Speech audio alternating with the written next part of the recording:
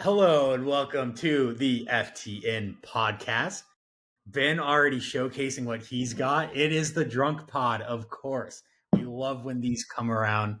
Um, Graydon is drinking a Coke Zero, and for him, that's basically the same as drinking a vodka soda. So Hmm. this is exciting. Graydon is high on life. Actually, he just bought a new car today. It's the Um, first time I've ever bought a car. First time he's ever bought a car. So he's basically drunk on happiness anyway. So this is a great pod. We're all in good spirits here, drinking spirits. Well, mine was a beer. I'll probably grab a spirit halfway through, but we're here to talk baseball, not alcohol. A lot's happened. We've had several podcasts this season, and we have not nearly touched on enough of what's happening around not just professional baseball, but in FTN as well. We got some trades to talk about. I have a special surprise for Graydon and Ben to react to. But first and foremost, Ben, why don't you remind everyone on the pod who is on the back of your jersey and why he matters this year? So Spencer Strider right Wow. here. This was a gift from, we were in New York with Drew and our friend Gio, who I'm sure some of you have met. And we were going to the game, and I had to go back to the hotel. I was going to get some work done before we went to the doubleheader. Strider was going to pitch that day. So they went over to the MLB fan zone and got me a Strider jersey, which was very nice of them. It was I your feel like party. Yeah, it was my bachelor party. We did a Mets doubleheader with like the club seats. So it was I feel really like fun. what you left out of that, which I just learned from Drew last week, is that you went to the afternoon game to see Strider pitch, realized he wasn't pitching, and then made the decision to go back for the doubleheader to Yeah, actually watch him exactly. pitch. It wasn't Right. a pre-planned No, it was doubleheader not. It for was you literally guys. we bought the tickets the day of. I was like, we watched the first game, and I'm like, well, it's a doubleheader, and Strider's gonna pitch the next game. I'm like, do we just cancel dinner and go back to the game? And they're like, yeah, why not? Like, we didn't spend anything Yeah. on dinner yet. And we couldn't stay in Queens because all of our phones were like dead from going out the night before, and we're like, we can't just stay in Queens, so we had to go all the way back to Gio's place in Manhattan, charge our phones, and it was hilarious. It was quite. It was a fun day, though. Those steak sandwiches at the Met Stadium, good stuff. Good They stuff. had good food in the Diamond Club. The Yes. Diamond Delta, is that what it What's is? the name of the Met Stadium now? It's not I don't know. It's not that Shea. City Field, right? Yeah, City Citi Field. Yeah. Okay. So All right. good place to see some Yeah. baseball. So we're repping the Strider. So real Should we get, wait, I was just going to say, since we were just discussing that, should we bring up Seattle and or Chicago? Potential baseball trips in the spring and summer. That's exactly what I was about to say. So I was going to say, on the topic of baseball stadiums and visits to great stadiums, I guess 2 dates to put on everyone's radar, although I think the first one a lot of people are already in on.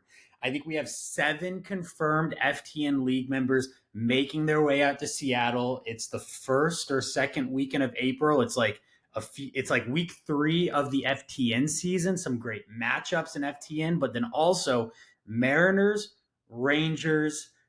It's a weekend series. Great and I will be there. Ben will be there. Jacob and Sean live there, but Adam and Jack are traveling in. And a special treat, JD plans on boarding Port Noel and making the trip out to Seattle. Wow. I'm a little shocked myself, but I love to see it. This is the last ride for JD. Last ride for JD. We've got the Mariners pitching staff against the Rangers hitters. It's the immovable force against the unstoppable object. There you go. Well, that's It's a recipe for could it be baseball. the best rotation in baseball against the best lineup in baseball? People certainly think the Rangers are going to have a bounce back year, and yes, we can get into that. But that's trip number 1. If you don't have the details and you want to come to Seattle, hit me up. I'll give you all the details. Jacob and Sean have graciously offered their places. Not everyone can stay with them, but we'll work something out. There's a Blues Kraken hockey game we're going to go to, a couple baseball games. It should be great. The other one to put on everyone's radar here, if you want to come, Graydon and I are 99% sure in on this 4th of July weekend, is Chicago Cubs St. Louis Cardinals in Chicago at Wrigley. Vinny, I know you love to get out to Chicago and go see some ball games there, but for Perry, you live there, and Sean, you love to travel there. So if we can get some league members for that, that would be great. And if you've wanted to go to Wrigley, great time to come in, see some baseball. Again, hit me up if you want some details on that. That one is a little bit more in flux, but that'll Going be back to your stomping And grounds. we'll also be going to some Chicago steakhouses, which if you come, you don't have to go to necessarily, but I would You think that should. for some it's a selling point. I would agree on that. And we're my gonna girlfriend will be there. All right, well then I'll see if Julie wants to make the trip as well. your girlfriend named after George Brett, right? Yes, Or George Brett. that's Her who my name her that's name is George. that's who my brother. I always thought my brother was named after Brett Favre, and I only learned in recent years that it was actually he was named after George Brett. Because Brett, my brother, was born in the same year that Brett Favre won the Super Bowl, so I thought it just like made sense. But no. Okay, so let's talk FTN, our league trades. Let's start with Graydon. You've been bugging me about podcasting and talking about trades. Where do you want to start? What trade do you want to discuss first? I feel like we have to discuss our trade. I feel like that was one. I mean, the biggest trade, probably Bam. If you converted all of the assets traded to Bam, the biggest trade in some time, I would have to say. But given that it involved you and me, Drew, do you maybe just want to give a recap of what it was and then get Ben's opinion on it as a uh, neutral, unbiased, objective, always accurate third party? Yes, of course. Thing. Very I eye will, right. I will just say this is on the heels of the Aaron Judge trade. So yes, it's a big trade. Listen, let me just Sure, preface my yes, viewpoint yes. this season. Drew's been destroying his team, but continue. Fair, yes. Aaron Judge trade, yes. It's just funny. Certainly bigger. I think I've been telling everyone in the league for since like the around the trade deadline last year that hey, I'm just looking to tinker with my team, not really looking to make a big move. And then of course I probably have the two biggest trades of the offseason. But to remind everyone on the call what that trade was that Graydon is referring to. On the heels of the Aaron Judge trade, we have myself sending away Cardinals legend, Cincinnati Reds legend, Sonny Gray, Ezekiel Tovar, shortstop in Colorado, Sebastian Walcott, who a lot of people think might be the number one prospect this time next year, and 75 BAM. That might be the most BAM. I don't have the research in front of me. Might be the most BAM was seen in a single trade in like 2 years. Since Jonathan VR? Since baby Jonathan VR, right? In return, I get two third basemen, Royce Lewis, injury prone, poor Royce Lewis, and Matt Chapman. For the second time, I'm acquiring his services to my team. This time, I'm hoping he does a bit better than the last time. And then I get Chase Burns, who I'm very excited about, Cincinnati Reds pitcher, number 2 pick in last year's draft. So big trade. My 1 second reaction is I like it for myself. I think some people may have liked it for me, but I think the majority of people thought Graydon won the trade. Ben, You're so fucking dumb. I swear to God, it really hurts me this year. I don't know if like you've just broken your mind like over the past few years, if you've just lost your mind completely. You seemed so determined to just destroy your team for no gains. I really, you give up not only a possible number one prospect in all of baseball, but you also give 75 BAM to go with it. Ezekiel Tovar is probably going to be on the same level of Royce Lewis and Matt Chapman in terms of production this year. So you're like giving up the equivalency, and then you're just like, hey, take all my best assets right now too. Like, why don't you? I like the confidence you have in Ezekiel Tovar. You're not alone in You that. have confidence in Royce Lewis? Well, I think we've seen Royce Lewis have. That was a lot of hesitation for a yes. He's a former number 1 prospect. I think Royce Lewis can be great. Far and away, he's. I'm sorry. You have been so dumb this offseason. It hurts, and you can't justify it. this is why I hedged it with Matt Chapman, right? I'm Oh like yeah, oh wow, that's corner fantastic. Matt Chapman corner is your hedge. I if Gunnar Henderson was third base like he should have been, I would not be in the position I'm in. I kind of got screwed by Gunnar Henderson remaining at shortstop. I needed to make a third base. I think this was just a classic No, Graydon, a stop. You won trade. this deal and you got a million times more in Well, value I was than going you to gave say up. I was happy with the trade for myself. Obviously, that's why I made it. But I was going to say I think this is a classic. The trade is able to come together because Drew and I had a difference of opinion on the value of Sebastian Walcott and the value of Chase Burns. Um, so I think that led to the deal being able to come together. I've also been super high on Royce Lewis since I took him very early in the dispersal draft last year. But last year, and I'm still high on him, but last year, rostering him in all of my years of playing fantasy sports, he was he was the most frustrating player I've ever rostered. I mean, it was almost comical how he would, I think twice. So in opening day, he hit a home run, his first at bat, and then his second at bat, I don't know, he might have hit a double, and he injured his some sort of lower body tissue injury running to second, was out for like 2.5 months, came back like second at bat, hit a home run, and then I want to say it was like that first game back again after hitting a home run, injured lower body tissue or like a quad or oblique or something, running, rounding the bases. I mean, it's just like you almost can't make it up with him. He has so much talent, but boy, it just seems like he gets injured all the freaking time, and I want it off the ride. That's why I can't get what Drew's move, because it's like you give up. I don't know. It's like he's not a guy I would go out and acquire for an overpay, which I think that this is. It's an overpay.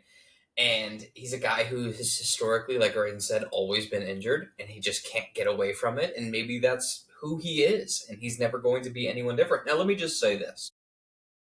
The Aaron Judge trade, you received 65 Bam back. Okay. In this deal that we all thought you gave away Aaron Judge for pennies, you're like, well, I get this Bam too. You just spent 75 on these dudes. All your Aaron Judge money is now gone plus 10. Matt Chapman finished. Don't even start with Matt Chapman. If you're going to compare Matt Chapman to Aaron Judge, you can go fuck No, yourself. I'm not. He finished third baseman number 3 last year, and Royce Lewis has the potential to be top You 3. mean like probably the weakest position in all of Well, baseball in terms of Not weaker than offense? second base. It's not weaker than first one base.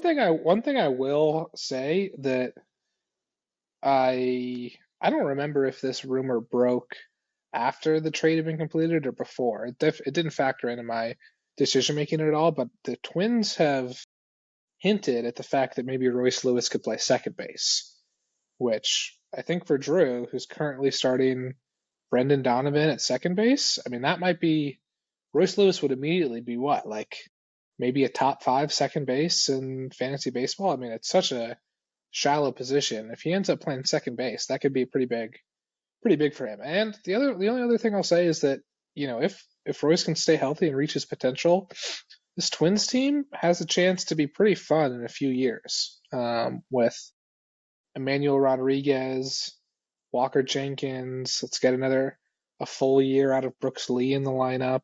Uh, Notable outfielders that were almost traded for each other: Trevor Larnach and Matt Wallner. Uh, for those who don't know, I was riding passenger seat as Drew called Ben and tried to trade Trevor Larnach to Ben. Not Matt originally Wallner. for Matt Wallner, but then they both got mad at each other and threatened to swap each player to each other. So um, a very exciting lineup in the future, indeed. At least potential on paper. On paper.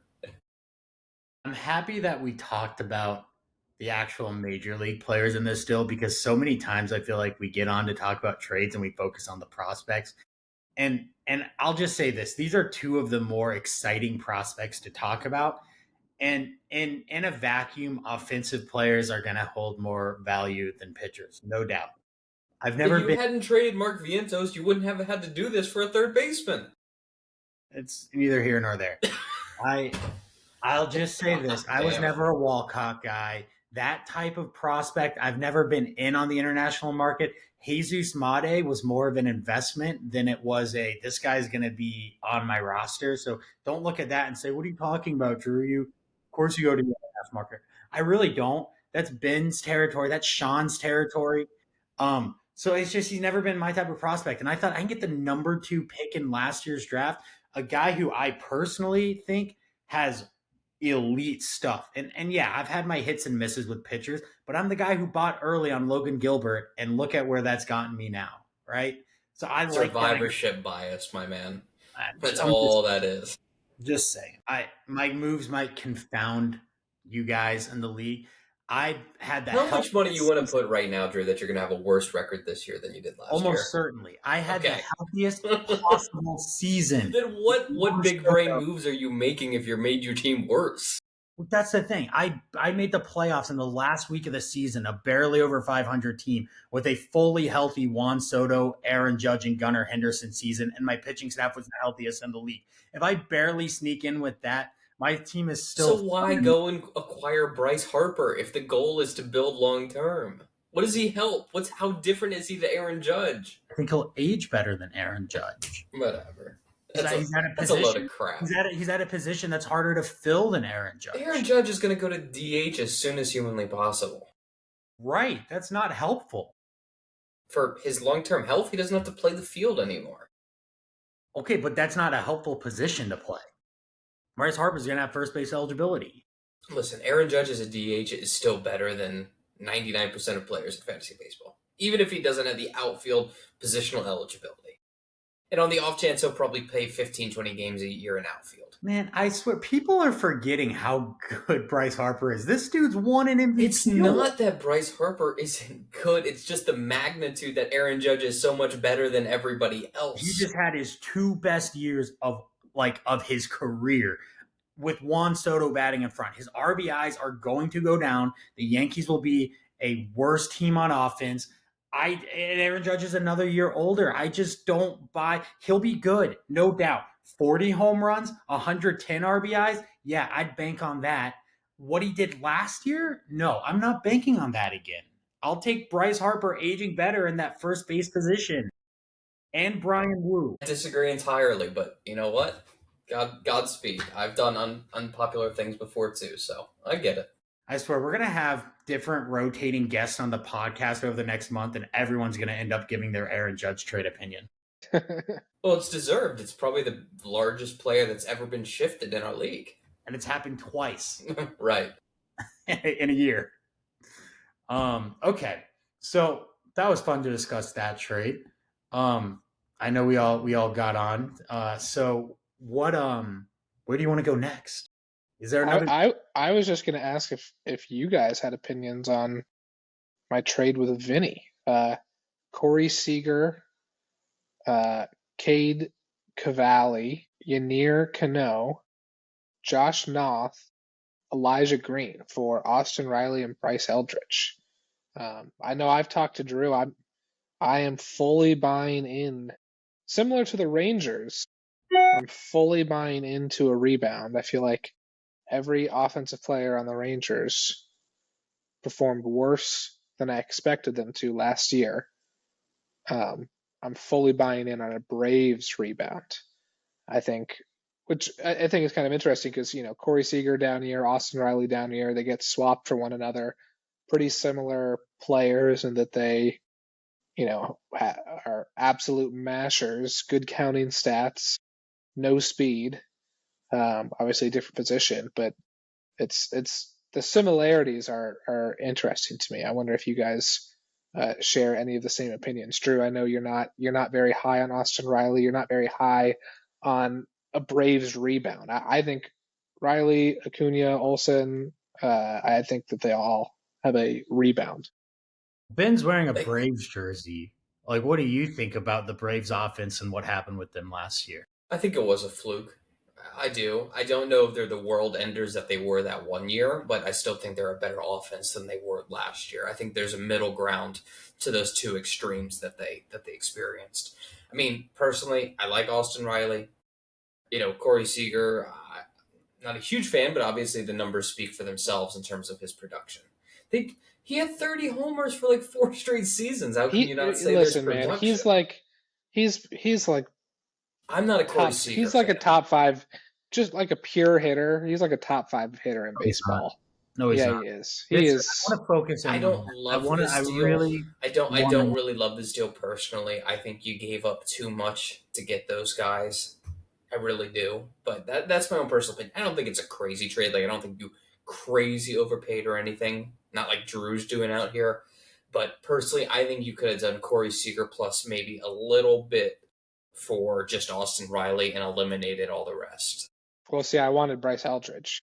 Oh, okay. Well, there you Bryce go. Eldridge is my favorite piece in the deal. You just said when you were describing this trade, a down year for Corey Seager. Are you aware that this last year was Corey Seager's second best year of his career in terms of OPS plus? This was not a down year for Corey Seager. This is He Corey was he above. started off super slow because he was hampered by the what did he have? He had a sports hernia. I mean, if it were me and I was projecting stats for Corey Seager, I think I would project like 95, 35, 110 with a 360 OBP. It's not what he had last year. I think it was a down year by his standards. He has reached 95 runs once in his entire career. It was his fourth best season, Joe.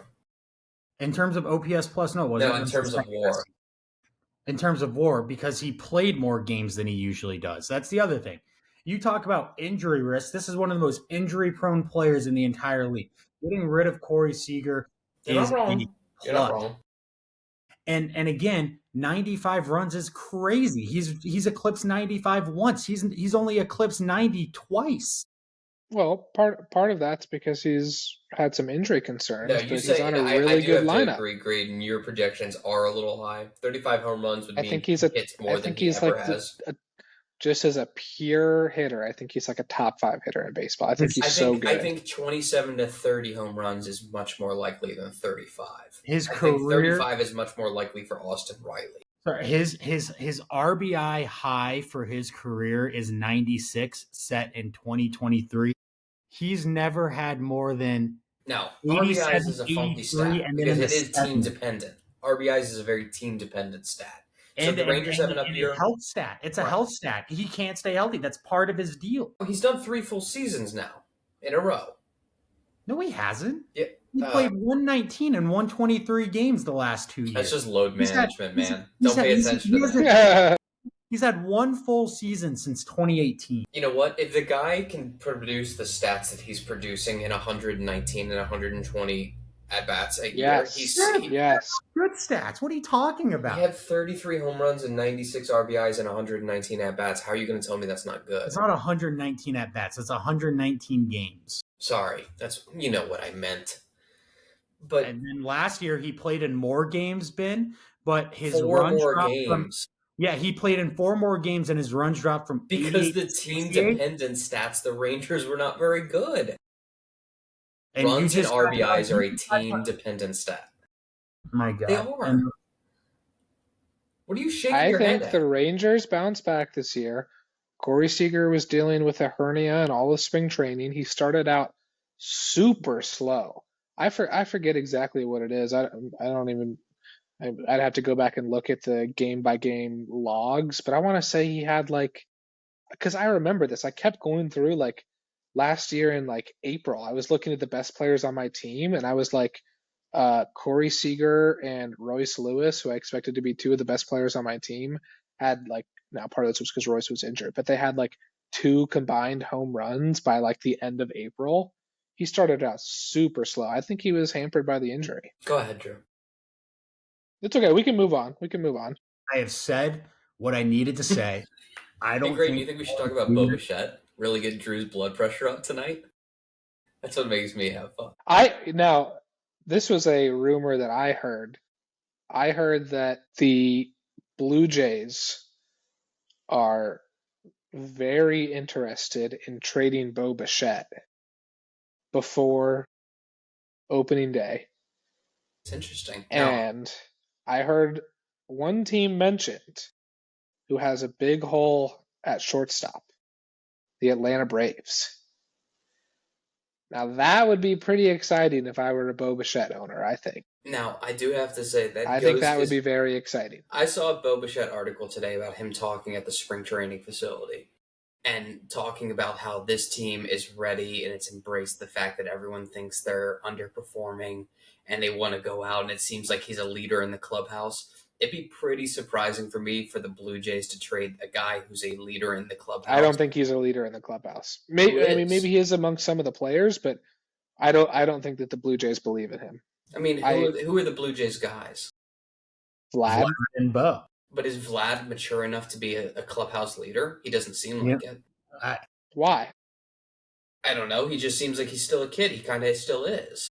I don't know. I feel like I mean, I'm not going to say he's the consummate professional, but like the dude never gets injured. He's always out there playing every game. I didn't say he wasn't a great and hard-working player. I'm not saying that at all. There's a difference between a guy who's a great player versus a guy who's a clubhouse leader. I feel like the great hardworking players are naturally the clubhouse leaders. Either way, I don't know. I feel like Bo, to the extent that Vlad is a kid, I feel like Bo seems like just as much of a kid. I think at least from a couple of podcasts I've listened to, I've heard that the Blue Jays. I mean, this isn't like me hearing directly. This is like hearing through the grapevine, through people who are somewhat well informed on Twitter, that the Blue Jays want to trade him, and these people have phrased it or made it seem like the Blue Jays don't believe in him. Is this a hot take? Last year, the Blue Jays were picked still to finish highly in the standings, and then it all fell apart, and now no one seems to believe in it. Is it a hot take to say that the Blue Jays have just been really unlucky for like 3 straight years, and with some normal luck this year? The way luck works is it's very unlikely to happen for 3 straight years. I know it is, but that's why it can't possibly happen a 4th straight. I mean, is it more likely that they were unlucky for 3 straight years, or that one year was just kind of an anomaly where they absolutely popped off? I mean, I don't know. Their rotation's not that good. They don't have a very good farm system. I mean, they brought in Santander, but there's no way he hits. What did he hit? Like 45 home runs. There's no way he hits that again. So there's going to be some regression there from the best player that they brought in. The Blue Jays to me feel like it's the Braves and the Rangers, where it's like last year everyone's asking where'd the offense go. That's what we were asking last offseason.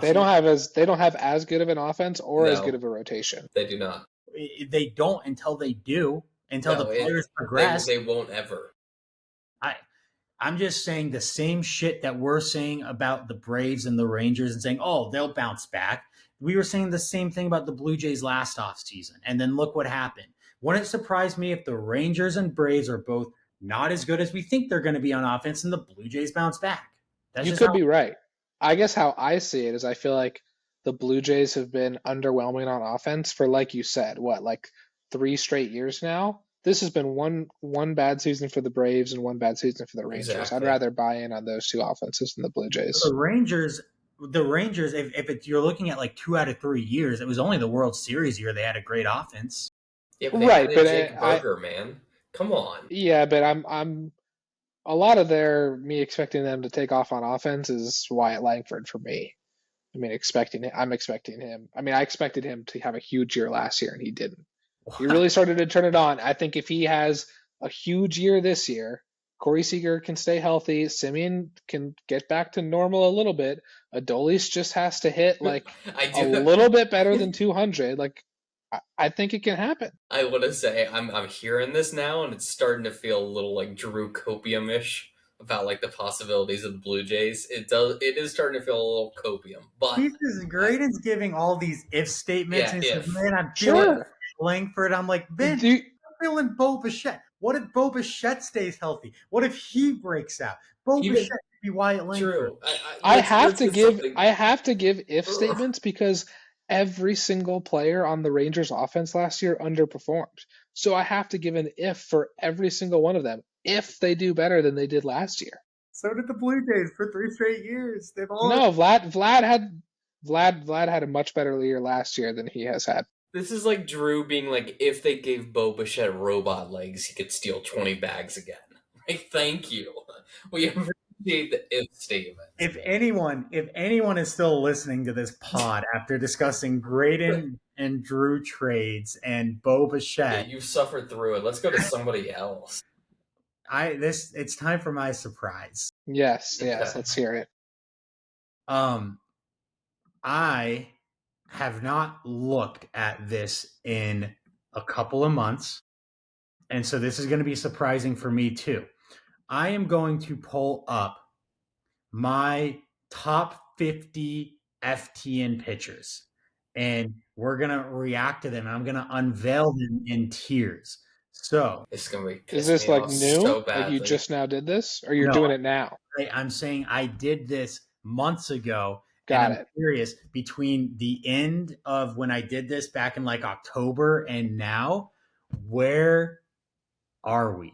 Like, does this still make sense? So the way that I've done this is here are the guys who are outside of the top 83. The reason that's number 83 is because I had 83 pitchers back in October valued at least 30 BAM. So these are the guys who are at least 30 BAM as of November in my mind. You don't think Andrew Painter is worth 30 BAM? Well, that was the biggest thing when I was not to already get into it, but as you started saying that, that was a glaring. I mean, it just stuck out to me like a deer in the headlights. Masataka Yoshida is not a pitcher. I agree. I agree that when I copied and pasted this list into the sheet to prepare for this, I immediately realized that and said, I'm definitely going to get blasted for that one. It's So- just funny seeing this list of pitchers, and it's just like fucking like Simeon Woods Richardson and Nestor Cortez in the same list as Andrew Painter. Yeah. So I think other than that, this kind of I think you guys won't have too many issues with the pitchers here. I think Drew Rasmussen, assuming he's fully healthy, might be a little low here. Yeah, Um, Matt Gore maybe.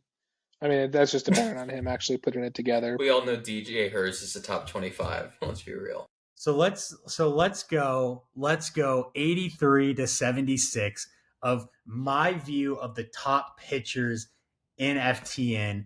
And again, I've not looked So at is this based on like Drew's dumb like a valuation. BAM value type, BAM, just like pure value? BAM value. Okay.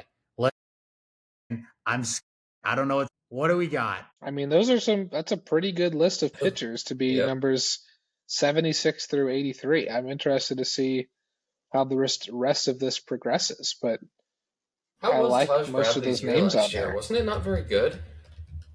Taj Bradley's year was like 3 different years. That's the truth. He basically, I actually know this well because Ryan, I believe, got him in the dispersal draft. Taj Bradley was injured to start the season. Ryan dropped him. I picked him up, held on to him. He was sort of like meh. I traded him to Adam. Almost immediately after I traded him to Adam, he went on like an 11 start stretch of like 1 ERA baseball. And I was like, what the fuck? And then now in my trade to Adam, there was a conditional that if he was under a 4 ERA, I got additional BAM. And so I was like, what the fuck? But at least I'll get some BAM.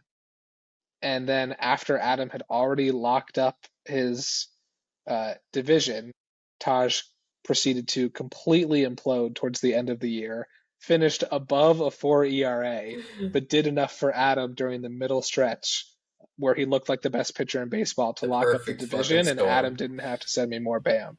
So kind of worst case scenario for you. Worst case scenario for me, best case scenario for Adam, as is FTN tradition. And is he still rostering Taj going into this season? He is. Um, Yes. two prospects on here, number 80 and 81, Rhett Lauder, Hagen Smith. How do you rate those guys compared to Andrew Well, Painter? Red Lauder, based on his sore elbow, should probably be out of this list now. So, I mean, yeah, Painter has to be above Hagen Smith. I've heard that the latest rumor slash update I heard on Painter was that like he might not pitch until like All-Star break, so like middle of the summer. But he's probably a better prospect straight up, and he's on the Phillies and not on the White Sox, so I feel like you have to put him above Hagen Smith. I'm a Louder fan, but yeah, I mean Ben's right. Uh, elbow elbows, as FTN likes to say, Yeah. never ideal. And the Reds have a lot of pitchers. They're not necessarily relying on Louder, so they could slow play him. Correct me if I'm wrong. Nick Pivetta is the best pitcher who's not signed a contract yet this offseason. No, he just signed with the Padres, didn't he? He just signed with the Padres. Like Wow. a day Breaking or news. two ago. Oh, not breaking news. Okay. Well, that's exciting. They needed him. They really needed him. That's big. Someone, I'm gonna fact check myself. Ben, but I'm anyone on not. I'm this not list want to saying the talk number about? 78 player. I'm not saying his name. I don't have any interest in mentioning he exists. Yeah, Nick Pivetta to the Padres, 4 years, 55 million. It's a fun rotation. Dylan Cease, Michael King, Nick Pivetta. It's fun. Joe Musgrove, right? Yeah. Yeah, I don't know who else. God, imagine how good that rotation sounds with Roki Let's Sasaki. see. Ben, do you want to talk about any of these guys? DJ Hers just missed Yu the Darvish. How could we forget Yu Darvish? Yeah, of course, you Darvish. I'm a big DJ And Hurst fan. knuckleballer Matt Waldron, Yeah. the best pitcher in MLB The Show of all time. Yeah, unhittable. But no, I have no interest in talking about any more of these guys at any more length. They're All not right. that. Anyway, can I ask about is anybody excited about Jesus Luzardo on the Phillies? Or That's an no? interesting one, isn't it? Don't unveil that many. There's going to be too many names. I think it could be fun. I mean, I don't know. I could believe or bet on a bounce back. I could too, but I don't want to pay for. I was offering Perry No, I don't want to pay for it. Ryan. Like at some point in the last 2 years, I had offered 80 BAM for Jesus Luzardo and got denied. So whoever that was between Perry Yeah, and Ryan, he haha. probably he's done well holding on to like Hunter Green and Flaherty, but this is obviously all hindsight. But he probably should have capitalized on Luzardo, and I'm sure he had some like 40 or 50 BAM offers for Edward Cabrera. Yes, definitely some fans of him of what's his face that you just said. Whatever. Moving on. All right, Ben, you didn't want to reveal so many names. Let's do 75 to 70. Let's see who we got here. We got Oh my well, god. You well, are such a masturbator. I this is swear to God, my I list. fucking hate you. My list. I know who's gonna be like number 2. Like That K per nine's elite, baby. see, I hate this. You want to make your list like actually accurate, like you put a lot of pride into it, and then you go and you just fuck it up for your own ego. All these guys were in the 30 BAM tier. So like 70's kind of interchangeable with like 83 and so on and so forth. Just ignore Birdsong. Just ignore it. Spencer Spaghetti. What do we think of him? Like, he was good I as a don't rookie. think Kind of of it. Schwellenbach light type of rookie season. Yeah, I think that's a pretty good way to put it. I don't really have many other thoughts on No, the these rest of five. this list. I mean, Right. Kyle They are who they are. Bradish. Kyle I Bradish own back this year. yeah. Orioles need him. I mean, Birdsong is just like laughable. Like, is he even? I mean, I don't think he's going to be in the rotation, but is he even number 6? I mean, I just looked it up, and right now it says Logan Webb, Robbie Ray, Justin Verlander, Kyle Harrison, Jordan Hicks, Joey Lucchesi. But he's better than Mackenzie Gore, who's like the Nats ace. So The that Nats makes sense. Yeah, I don't have much to say on this list. I mean, Gavin Williams is on here. I'd rather have Gavin Williams than Matt Gore. I have both. I know I you would do. probably rather have Matt Gore. But Luis Severino and Sean Manaea feel like the same pitcher to me. Anyone who pitched on the Mets last year is just they're all the same pitcher to me. Yeah. All right, let's go 69 to 65 or 64. I would just like to say that I think if it were me, I would honestly maybe just entirely swap 70 through 75 with 76 through 83.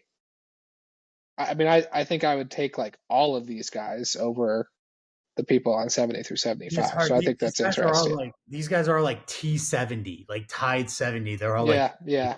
I had them, but I hear you. This seems to have like a little bit more youth, and this guys that are a little bit longer in the tooth maybe. Mm-hmm.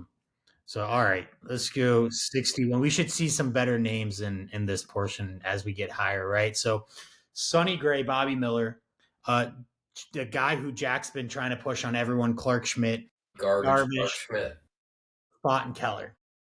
Start calling him Clark shit. He's not good, and I'm so tired of Jack pushing him on everybody. Like anybody who gets fucking scammed into buying Clark Schmidt should feel ashamed of themselves. My only comment on here is I think Yu Darvish is too high. I mean, there's like as a new owner of Sonny Gray, there's no way I would trade Sonny Gray for Yu Darvish. My reaction to seeing this is these 6 pitchers could not possibly be more different than each other. You have veteran, steady presence Sonny Gray, injury risk but on the Dodgers, oozing potential Bobby Miller. You have the Yankee unknown that's way overvalued by the owner of him in this league, Clark Schmidt. You have the old veteran who throws 14 different pitches, Yu Darvish, who might be overvalued here, but who knows? He could put together a 3.0 ERA season with tons of strikeouts, and no one would bat an eye. I would bat an eye. You have Brandon Pfaadt. You have former top prospect Brandon Pfaadt, who's looked good in the playoffs, but he's exciting but inconsistent. You have Mitch Keller, who's basically an older Brandon Pfaadt. Like, he's inconsistent as hell, but actually kind of still has some potential and shine left a little bit. Well, let's jump past these guys to some actually interesting names. I think it's funny that you mentioned like Bobby Miller being on the Dodgers as his pro, because I just think that like the Dodgers is probably the worst possible team he could be on right now. I mentioned as a pro because of their development, I know, but it's just like I mean I talked to Vinny about this when we were discussing our trade, I think, Corey Seager for Austin Riley, but I have Bobby Miller in another league and he's just like, I don't know what you do with him because you can't drop him, but he's not prospect eligible, but he's also like what's the projection on him? Is like 30 innings pitched in the majors this year? Like I don't know what you do with him. I feel like if we were a 14-team league, he is obviously rosterable and he's worth 30 ban. I think he might be droppable in our 12-team league. Like, if I'm being honest. Maybe not droppable, but maybe he could. Maybe the play is you wait for a month and a half of the season to play out. If you can stomach rostering him for that long and wait and see if someone clearly falls behind the rest and is already looking like maybe they're out of it and they're willing to trade 15 BAM and hold them for the year. That's exactly right. He needs to be on a team more than like literally any other pitcher. He belongs on a team that is not competing this year in FTN and tanking. I'm just not certain that this year going into 2025 is the first year in a long time where I say I think every team is going to feel like at least early on they can compete. I don't think we have anyone who's going into this year saying I need the tank. And if we have anybody, 2 of them are on this pod. Sorry, I was looking at something else. Damn. Raiden thinks he's so funny, man. I didn't hear what he said. Let's get into the top 50. That was funny. 63 through 51. Holy Chase Dolander, Rockies pitcher. You invalidate yourself so fucking much. Like, you love doing it. You love making yourself look like an idiot. What are you In talking what world are you taking Brady Singer over Brandon Woodruff? Like, in a are you world where high? Brandon Wood again, this was from 3 months ago, before Brady Singer moved to Great American and before we knew anything about Brandon Woodruff's return. So now that we know Brandon Woodruff, they said he pitched yesterday, and the manager said we couldn't ask for anything better. He looked fantastic. Okay. How far up do you move Brandon Woodruff now? If he has a full healthy season, where does he deserve to be at? I on this list, I am moving Nick Lodolo, Brandon Woodruff, and Jeffrey Springs up significantly, probably into the 40s. Brandon Woodruff maybe like in the 30s. Wow. That is not what I would have said. I think on this list, I'm moving Bubba Chandler up, and like that's about it. You're not moving Woodruff up? I mean, yeah, I guess I would move Woodruff above like Brady Singer, and You're telling me a guy who has like a career ERA under 3, who plays on a very good team, is not a top 25 pitcher in baseball? no. Not when he hasn't pitched in a Do year you? and a half No. with Yeah. Well, that's what I'm syndrome. He saying. I'm hasn't saying if pitched he in more returns than a to year. forms. Yeah, it's been more than a year. It's 2023. I mean, no. Like I don't know. I own Seth Lugo. Like I don't know if I would trade him for Brandon Woodruff. Like obviously Woodruff has a much higher ceiling, but I'm also Yeah, not there's a lot of injury worried risk about Seth Lugo imploding. there. I don't Wondering, know. not counting Roki Sasaki, I'm wondering if Noah Schultz is our highest rated prospect on this.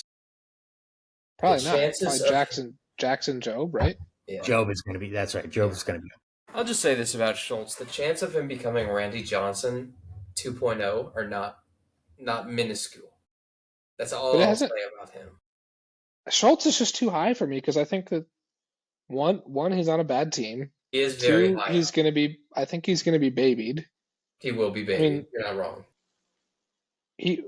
I think I heard maybe Ben, you would know this better since he's your prospect, but he's never pitched more than 4 innings in a game before. Yeah, and I think I honestly, mean, it just comes down to the White Sox being like, you know what, we're going to try something different with pitchers. Guys go through the meanwhile, minor like leagues and they Bubba can burn Chandler hard. might break camp with the Pirates. I think JD owns Bubba Chandler. JD, if you watch this, I would trade for him. I think Bubba Chandler looks absolutely filthy. Yeah, I All mean, right.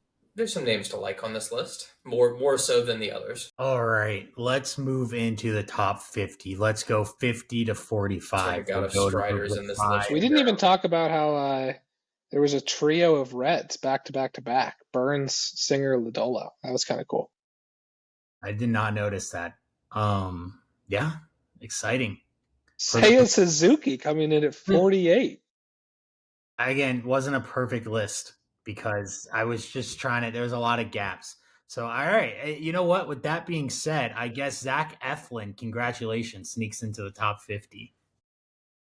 So, okay, so we can ignore Seiya. We got Shane Boz, Ryan Pepio, Luis Heel, Jackson Job, and Hunter Brown. Hoping for a That big feels rebound on appropriate. Hunter Brown.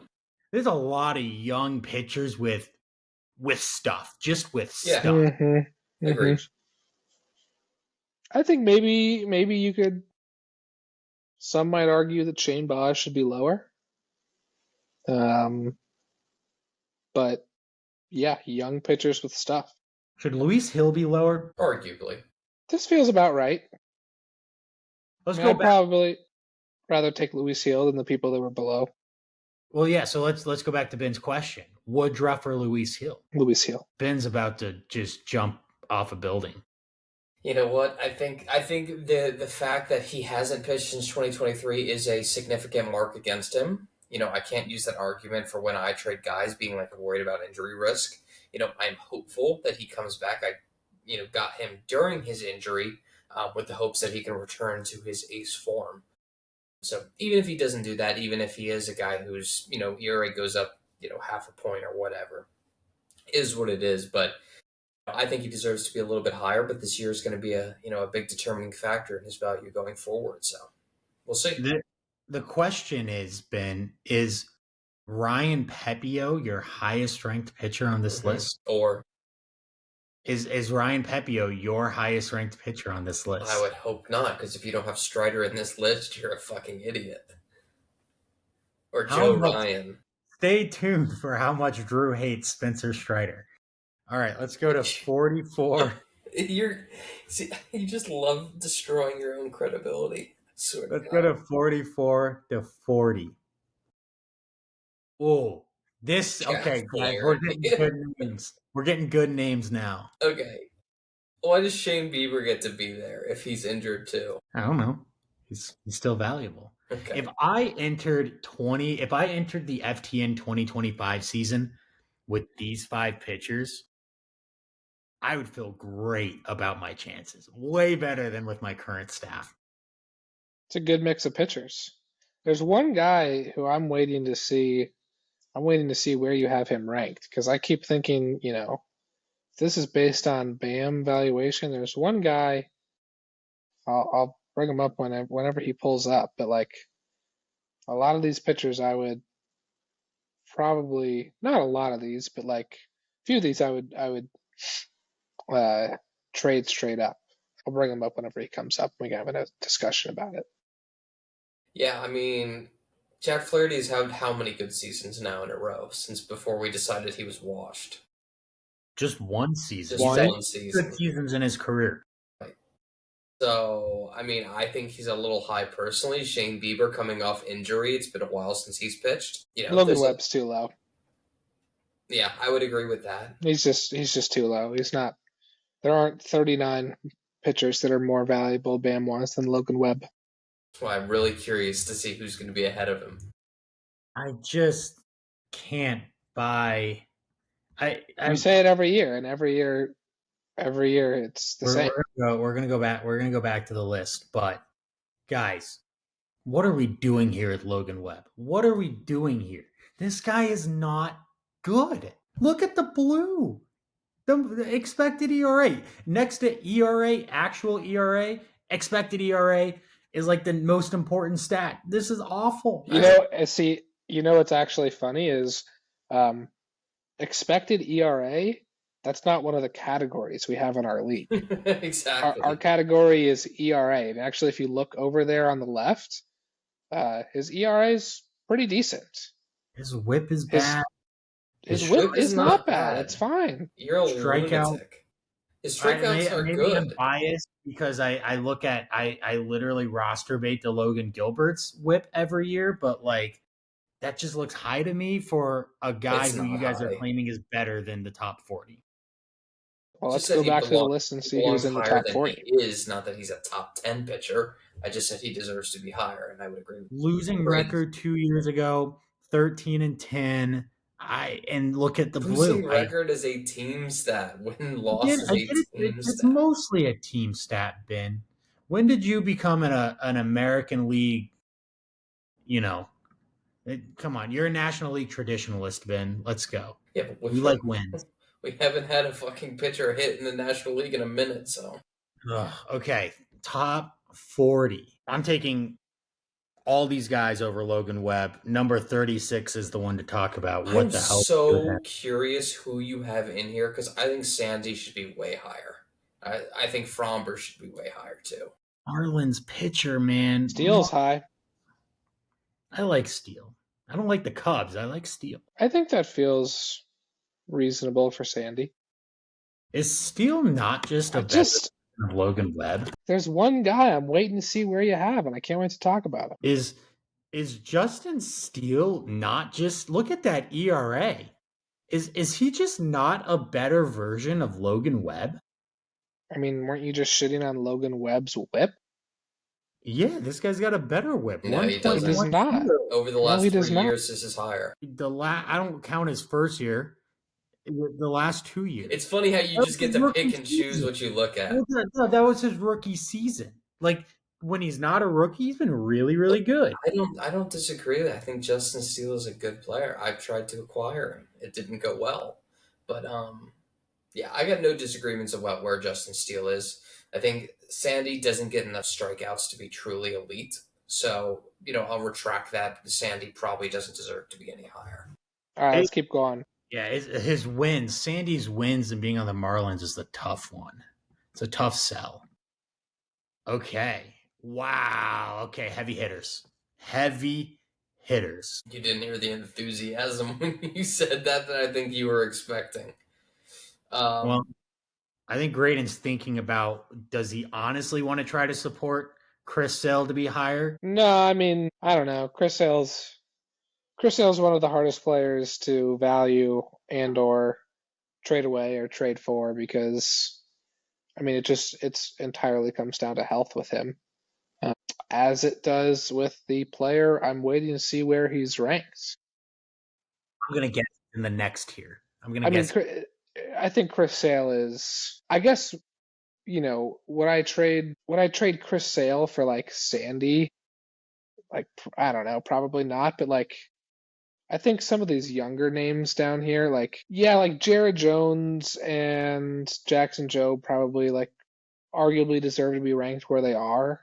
But if I was offered Jackson Jobe for Chris Sale, I would definitely think about it. If I was offered Jared Jones for Chris Sale, I would definitely think about it, just because of the age difference. So kind of tough to say. I mean, he's If just you so get like I said, if he's you so get hard to Cy value. Young Award winner Chris Sale, he's higher.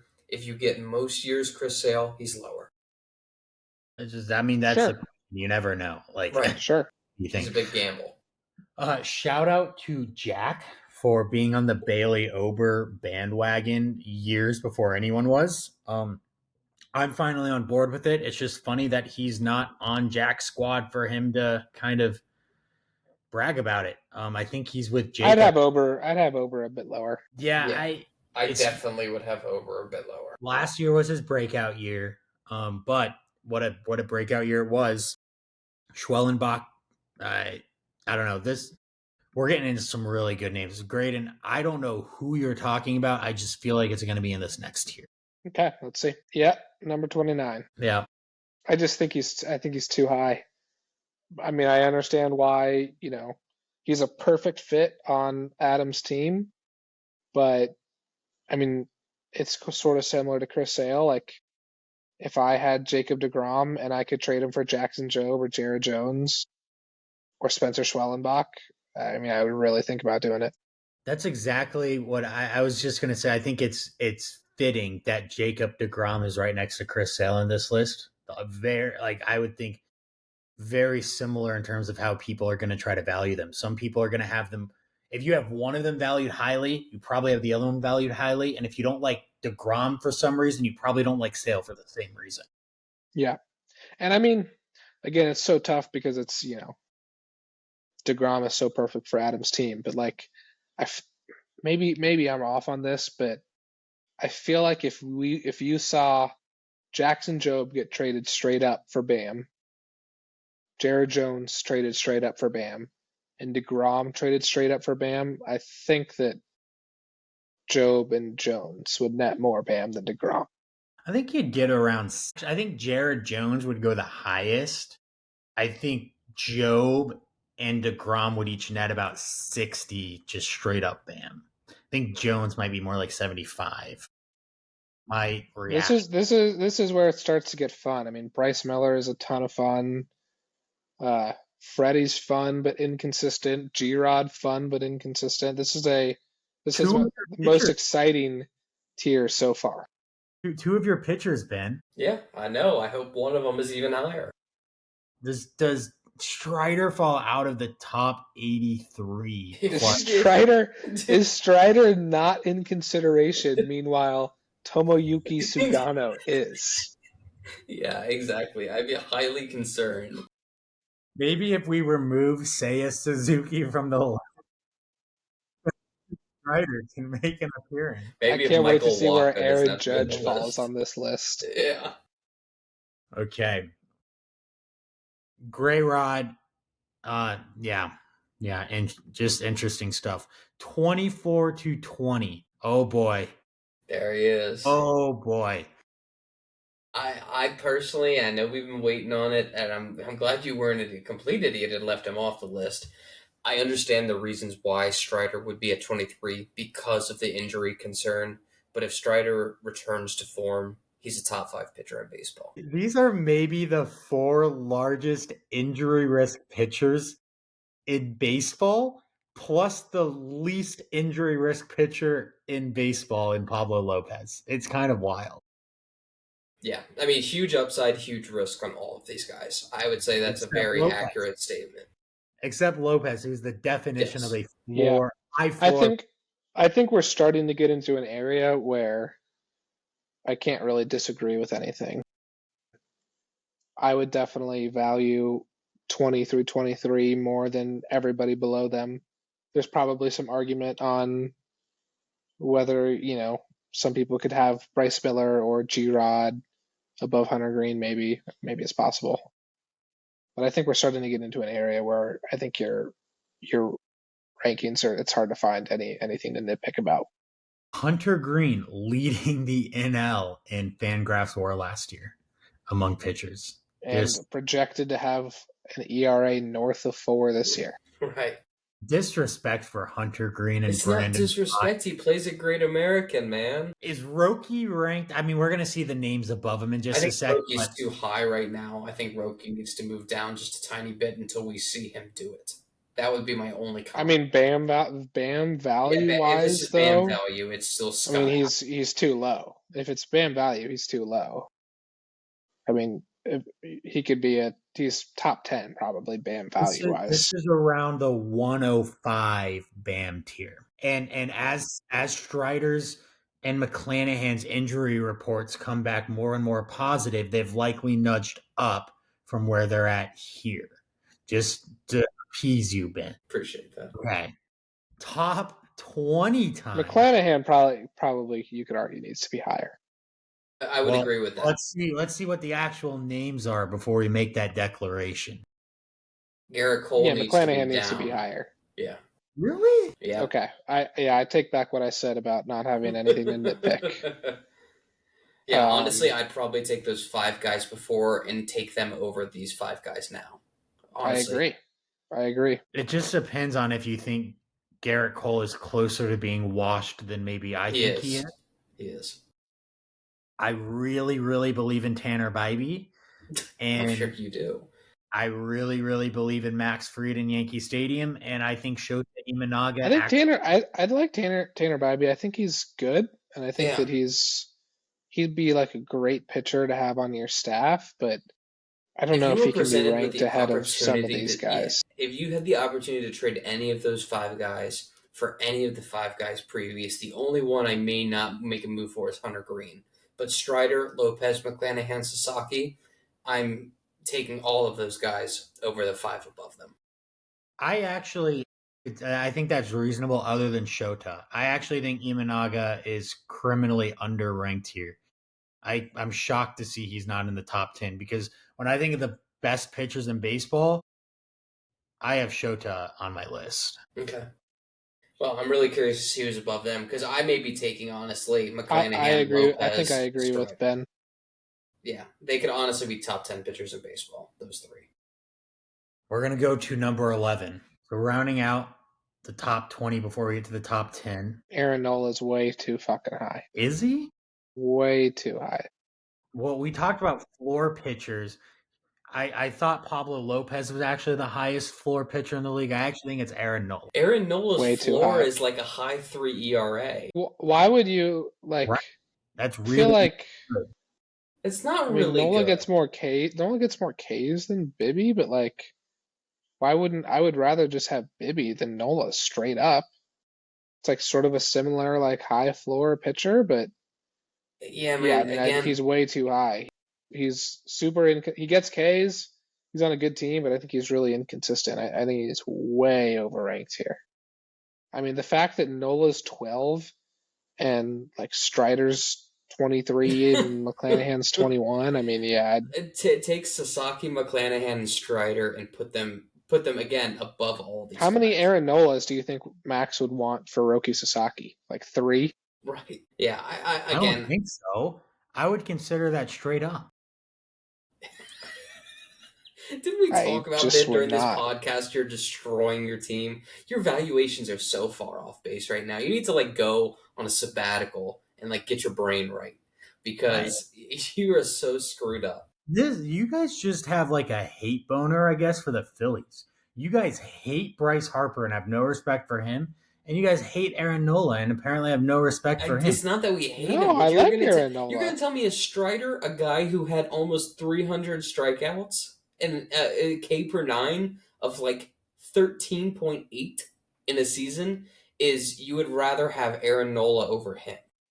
He's just not more valuable than these guys that are below him. That's all it is. Right.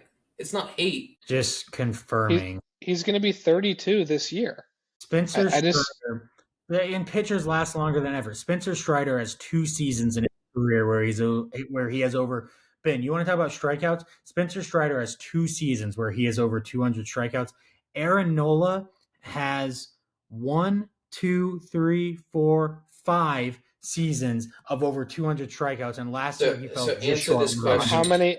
Yeah. How many seasons of 200 strikeouts do you think Strider will have by the time he's 31? Right. I don't know. The injury concerns are way more than they are there. I mean, that's fine. It's just you're comparing the number of seasons with a certain stat of a 31-year-old to a 25-year-old is a little disingenuous.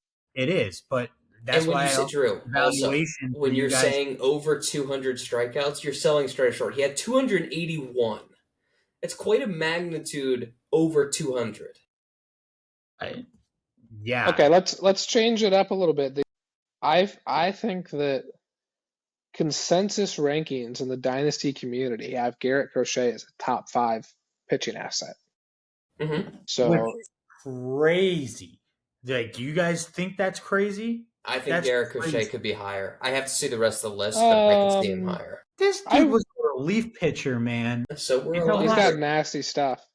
Yeah, I mean, I if you want to argue that he's not top 5, I think I'll hear it, given that, you know, we're going off of 1 year, but right. he is filthy. He's kind of like besides Roki, the biggest gap between ceiling and floor, and he's right next to Aaron Nola, who probably has the smallest gap between ceiling and floor. No, I don't know. I'd rather have Nola than Crochet. I'd rather have Nola than everyone other than Shoti Imanaga on the list below. So that's crazy.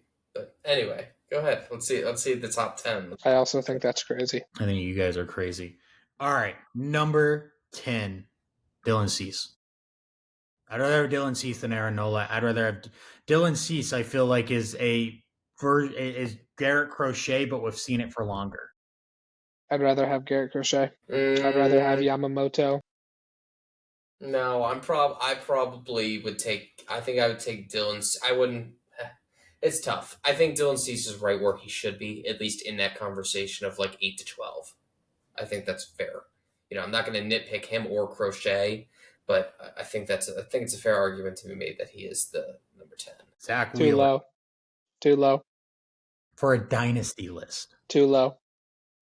Man, you guys are making fun of Aaron Nola for being 32. Do you guys know how old Zach Wheeler is? Zach Wheeler is a considerably He's just so better much pitcher. better. Yeah, considerably He's better. so much better. You talk about floor.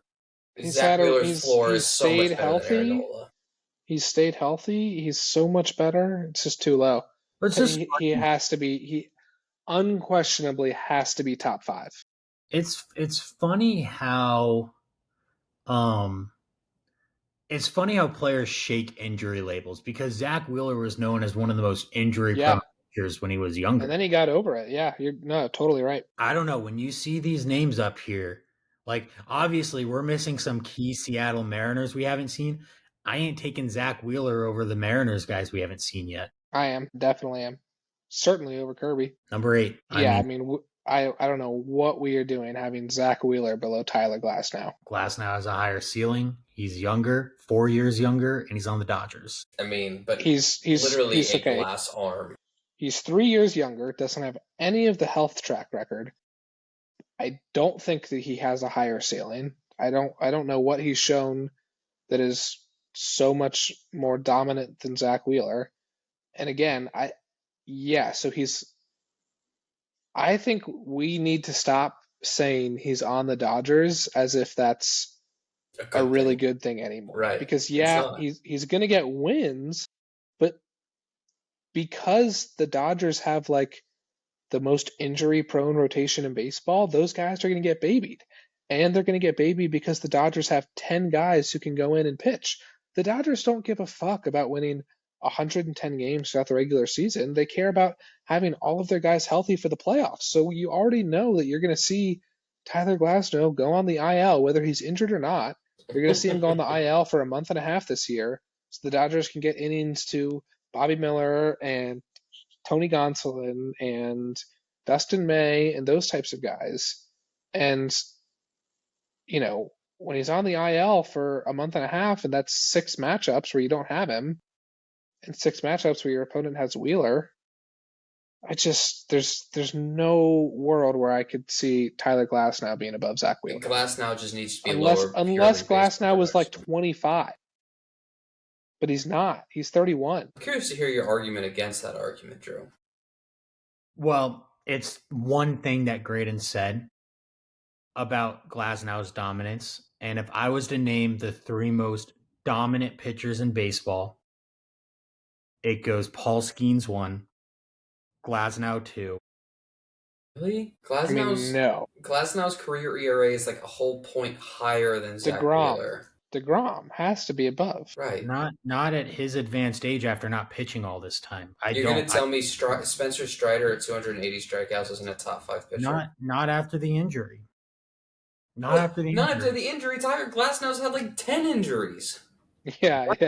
He's pitched more recently than Strider. Oh, congratulations. He's only gone over like 120 innings once. Strider's done it what? Also once? Twice in the 4 years. Glasnow's played like 10 years in baseball and he's done it once. Glasnow is more dominant than Strider. It's Skeens, Strider, Blake Snell. But it's just like, I don't know, here it's just I don't think you can defend Glasnow above Wheeler. No, because I can't either. At their top, they're both incredibly dominant aces. So you're willing to sacrifice a 3-year age gap for you're willing to get 3 years younger and lose like 100 innings pitched in the process? It's just like not worth it.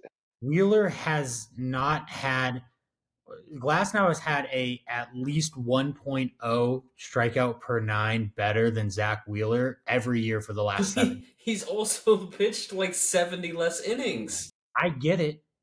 K per 9 is not a stat we score on. I know it's not. But you want to talk about Strider's K per 9, Ben? Yeah, but Strider had 200. Can you show me where Glasnow had 281 strikeouts? He didn't. Because he's never been over 200 because he doesn't get the innings.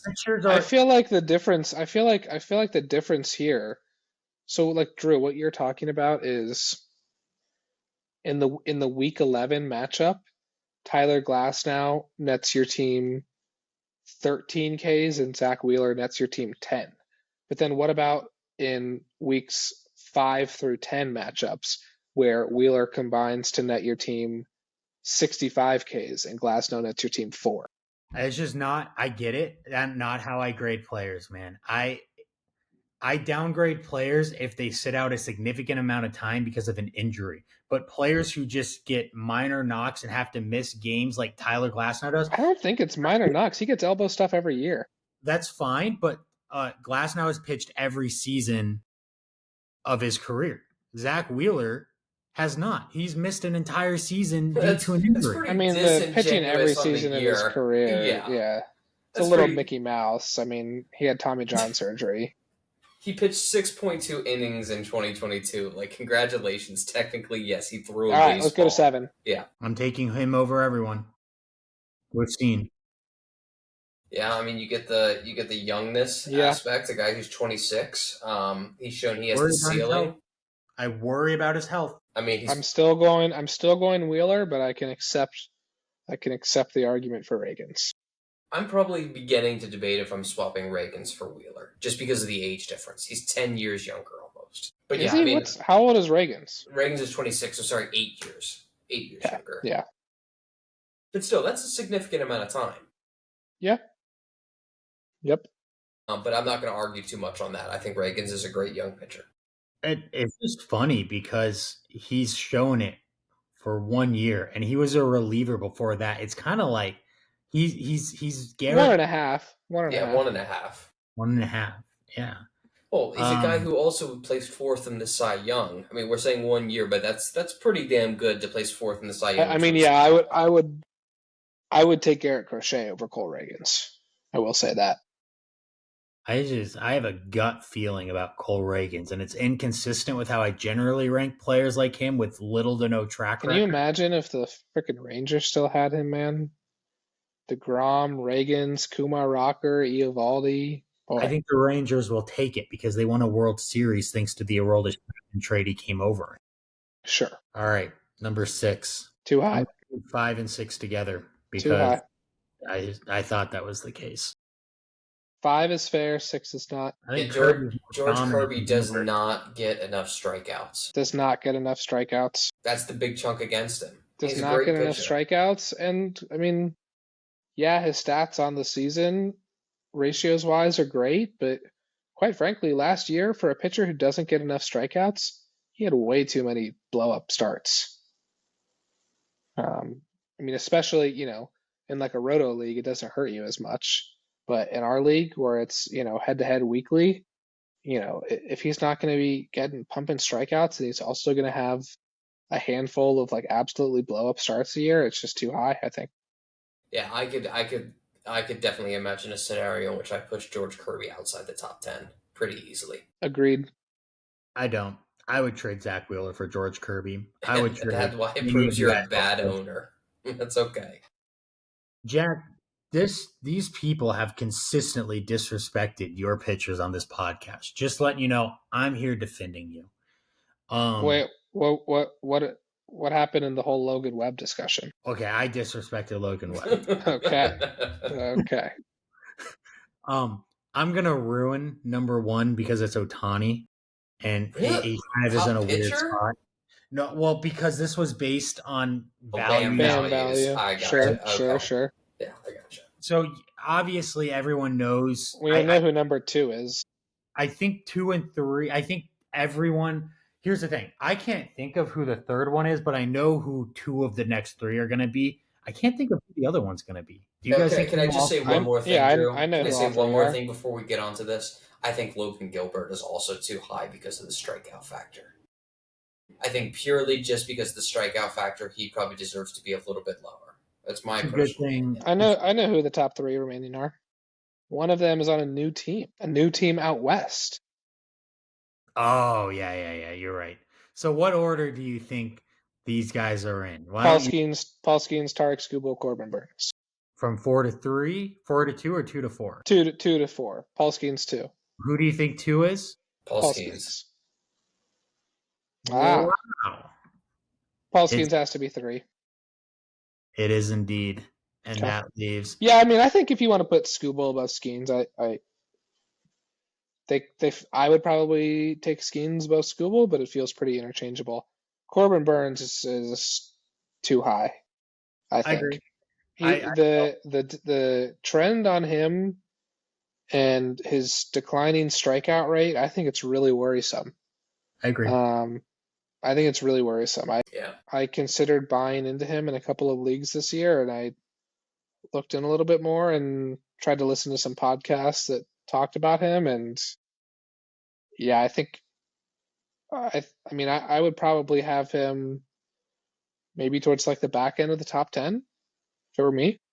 I would take everyone from Michael King and above over Corbin Burns. Okay, well, all I'm going to say to finish my discussion on this is to say that Sasaki, McClanahan, and Strider, the argument could be made that all of them deserve to be in the top 10 at the end of the season. I mean, that's an interesting point. I think my takeaway from this list is, I don't have any shares of it. Sasaki, I probably won't anytime soon, but like my takeaway from this list is like, yeah, I'm a buyer on Strider. I'm a buyer on McClanahan. I'm a buyer on some of these guys that, maybe the Chris Sale, maybe the Jacob deGrom, like some of these guys that are in the 20 to 35 range that I think can have top 10 seasons, that I think that's the range where I'm looking to buy personally. Right, like 30 to 20. How do you guys rank the three Japanese pitchers, Yamamoto, Imanaga, Sasaki? Where would you guys I rank think these? Imanaga is probably too high just because of his age. Imanaga's how old coming over? Probably like 31, same as Glasnow. He's 31. I would probably go Yamamoto, Sasaki, Imanaga, but I just think Sasaki is like Oh, the hype train's on so unbelievable levels. literally like I don't think there's a pitcher on planet Earth who's more guaranteed to get Tommy John in the next couple of years than Sasaki. I mean, I feel like he's talked about his all of his arm issues, and I would just be, I don't know that you know that if he gets it, the Dodgers are going to slow roll him because they have a ton of guys there. I worry about the hype train going too nuclear on him, and then it's like, I mean, it's very similar to Strider last year, where he was coming off a crazy dominant season. Hype train was going nuclear. He was like the best pitcher in Dynasty, and then you don't have him for a year and change, and now he's down to 23 on the list. I mean, that's the value. Even if Strider makes it all the way back, I mean, that's the crater in value that can happen with a pitcher like that, where he's number one on the list, and then he craters down to he's 23 now, and at points last year, I bet Drew probably would have had him at like 40. So I think you just got to be wary of investing too much into somebody like that. But that's my opinion. And that's probably why I have such a shitty rotation in FTN. What pitcher from outside of the top 50 has the best chance of jumping into the top 10 this year? Outside the top 50? Yep. Because I think realistically would have been outside the top 50 last year. Realistically, Brandon Woodruff. He has a chance because he's been there before. Okay. Keep going. I think I see two names: Bubba Chandler, Taj Bradley. Really? I think Taj Bradley is my pick. I mean, if Taj Bradley has most of a season where he can sort of harness what he did in the middle of last season, yeah. I mean, scroll down a little bit. Those are the only two who I think could even conceivably get into the top 10. Ben probably thinks DJ Hers. No, I'm not going to say DJ Hers. I'm excited, but that is a fringe. That's a fringe pick right there on like a super high season. A guy who I think could develop. I mean, I know this is crazy. I'm talking about in like the most crazy of scenarios. I think Spencer Arrighetti, just because he has the strikeout possibility. Like he has the ability to be a top pitcher. Whether he can put it together, who fucking knows? But he has the age aspect of, and how old is he? He's 25 years old. That's just essentially just getting started for a pitcher, and for a guy to come out and pitch a whole season with a K per 9 of over 10, puts you into the elite category. So I would say he's also a possibility, but I wouldn't bank on it. No respect for Andrew Abbott. No.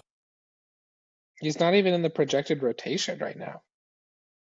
Did you see that? I mean, this is all just like rumors and bullshit, but like, I think the latest, like, I don't know who I saw it from on Twitter. It was kind of trending on Twitter, but it was Hunter Green, Nick Lodolo, Brady Singer, Nick Martinez, and Brett Lauder. And if Lauder's injured, though, Abbott.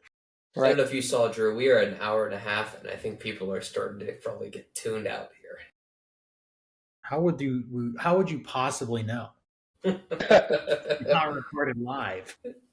I think people are probably as soon as we started talking about all the dumb shit that we're talking about, they probably. I actually just got a text from Brett because I told her that she was like, "Oh, I bet it's going to be like 2-hour podcast," and I was like, "No, hour 15 minutes max." And then she just texted me like, "No, babe, you're so right. Hour 15 max." So to be fair, I said that in the context of it'll just be Drew and me.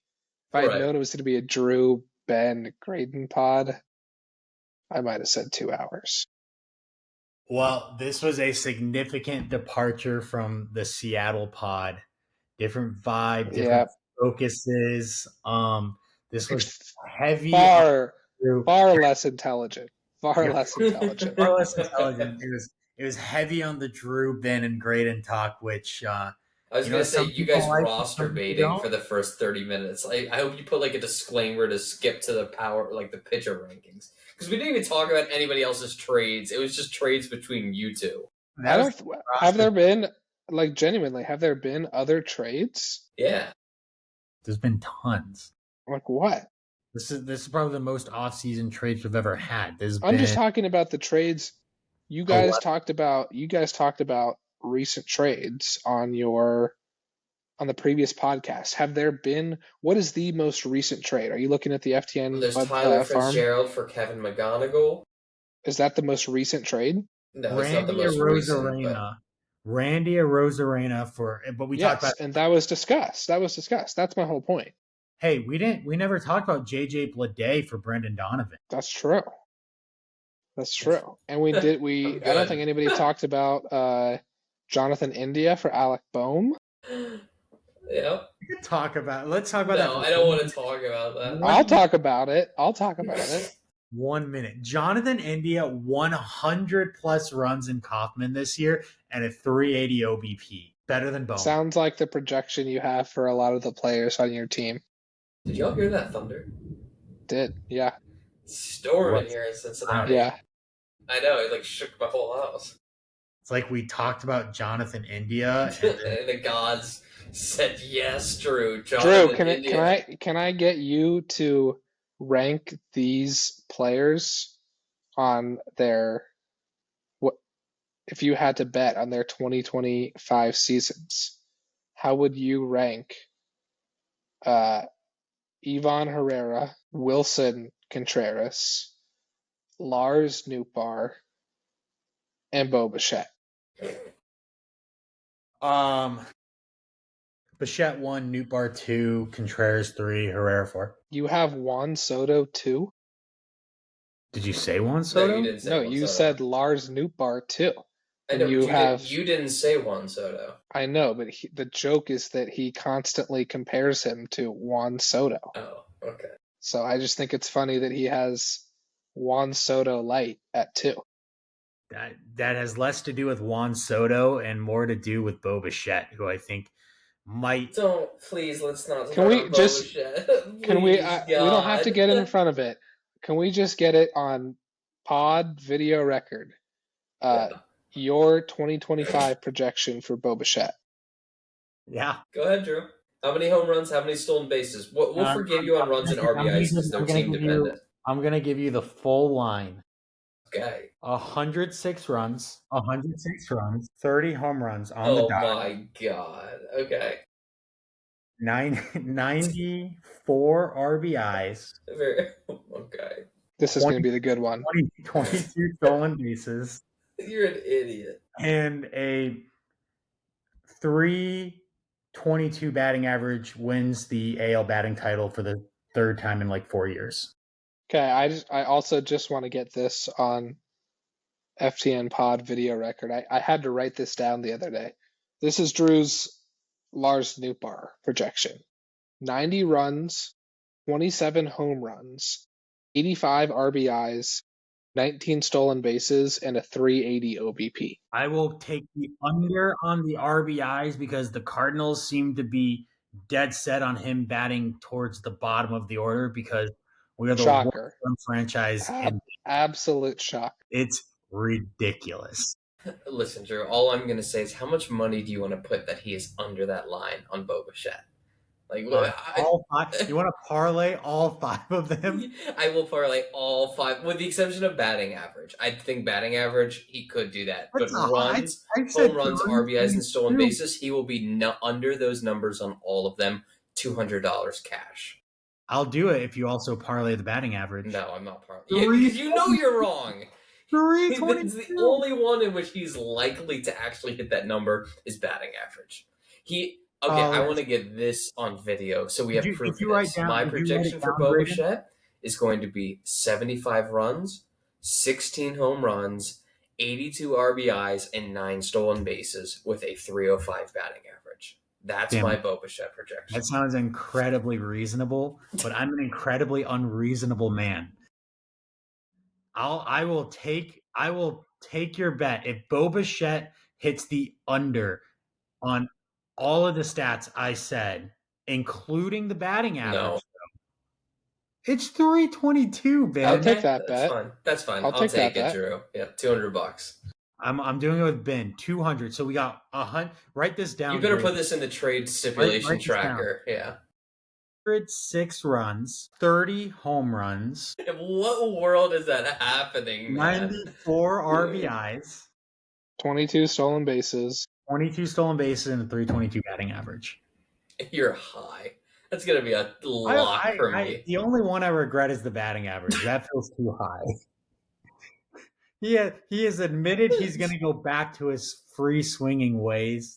I regret the batting average. The rest, I feel No, the good. most unlikely is stolen bases. There is no way in hell, unless they give him cyborg legs, that he will steal 22 bags this year. It's not gonna happen. Yeah, now you're looking Crazy, it up. I don't think he will either, but would anyone have said that Matt Chapman would steal 15 last year? I think that You know what? That I hate that you said that because I did not realize that, and that's probably why his value as a third base on the PR is exactly. so inflated, and ain't no way he's doing that again next year. Right. I think I heard this on a podcast that he had 7 stolen bases his entire career and then had 14 last year. I think it was something like that. So Drew's sitting here regretting his life in real time. It'll be okay. He has Chase Burns, who he thinks is Paul Skeens light. So all is well. Oh man, I can't wait for my $200. He thinks Chase Burns is Paul Skeens light, and I think Sebastian Walcott is Fernando Tatis light. So we are both all good. Do I have an injury out, Ben? If Bo Bichette no, you do not get an injury out.